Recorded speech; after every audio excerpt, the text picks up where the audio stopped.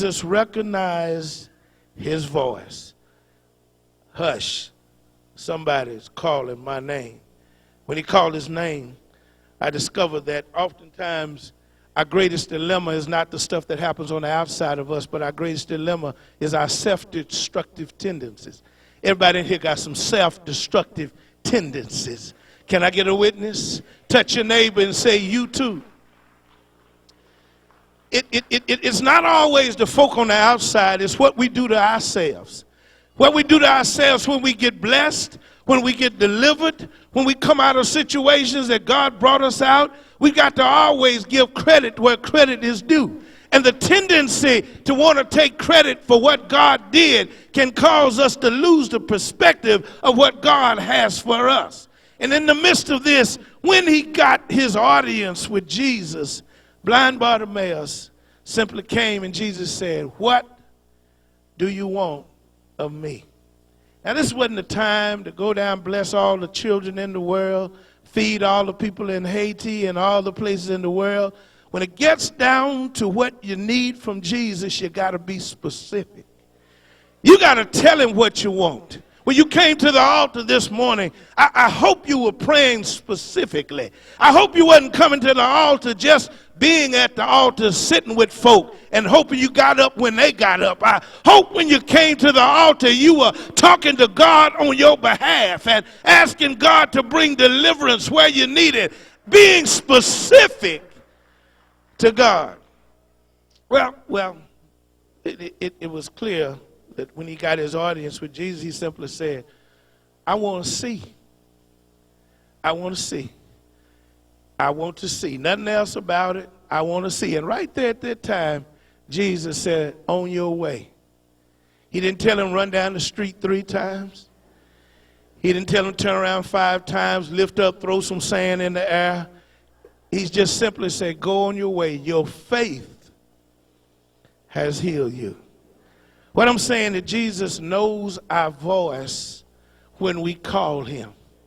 And many times we are hesitant and too prideful to break down and let Jesus know how much we need him.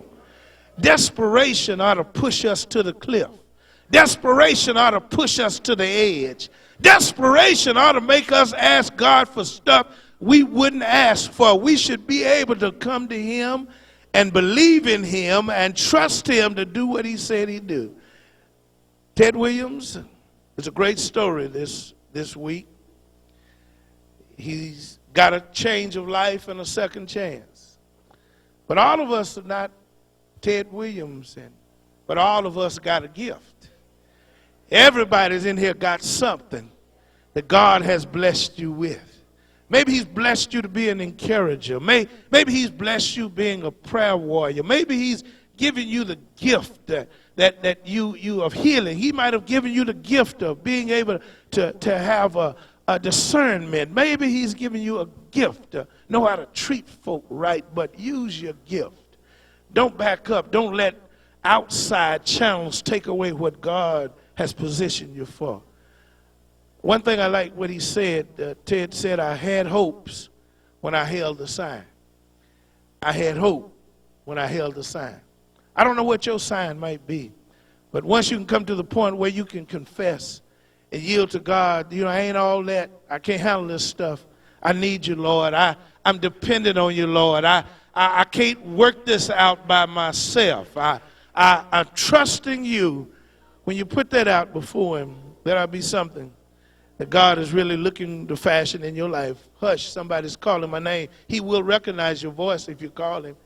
If you just call his voice, he will understand that you're there. Got to be able to call him. He'll recognize it. How many in here have been at a point of desperation? I need to ask you, has he always answered? Has he always been there? Maybe not when you wanted him to, but he'll always show up when he's ready. Greatest thing that I see about blind Bartimaeus, Ted Williams, is that God is a God of another chance. No matter what you've been through, what you're going through, what you're coming out of, what you're getting ready to go into, God will give us another opportunity. But it's what we do with that opportunity. Can we handle blessings? Can we really stand to be blessed? Can we stand it when others get blessed and we don't? Can we really look at it? This man is being offers thousands and thousands of dollars. He said, I'd be happy if I can get an $18,000 job and a house to sleep in. Put the perspective how much God has already blessed us. Put it in perspective. How much God has already done for us. And there were some distractors. Everybody wasn't happy for Ted. Everybody wasn't happy that he got his second break. Because some of the blogs were saying he's a criminal. Why would the Cavaliers give them an opportunity? Why would anybody give this man who has stolen and been on drugs? It just lets me know that if you can't celebrate for somebody else get blessed, how can you stand in the midst? Maybe you don't get a job offer. Maybe you don't get what he gets. Maybe he becomes an instant millionaire. I just pray that God covers him, that his story will be a story of victory and not defeat. We don't know how it's going to turn out. The statistics are not in his favor. Truth be told, statistics are not in his favor.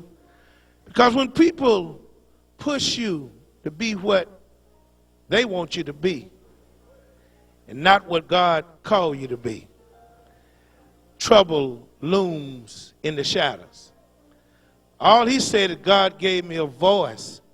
He said, I didn't care if I could just do an introduction of people. He said, I just wanted an opportunity.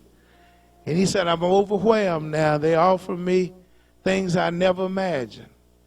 And you begin to look at the perspective of where we position ourselves. In a position of humility, God can do so many things for us. And he can bless us in a many ways. I need to ask right now, how many people in here are in a position now that you need God to do some extraordinary things in your life? That you come to the point that your hands in the air, you surrendered, I can't handle it anymore. Would you stand right now as we set an atmosphere? You have tried it your way, and it's been frustrating to a point that now you're at a point of saying, God, I need you to work some specific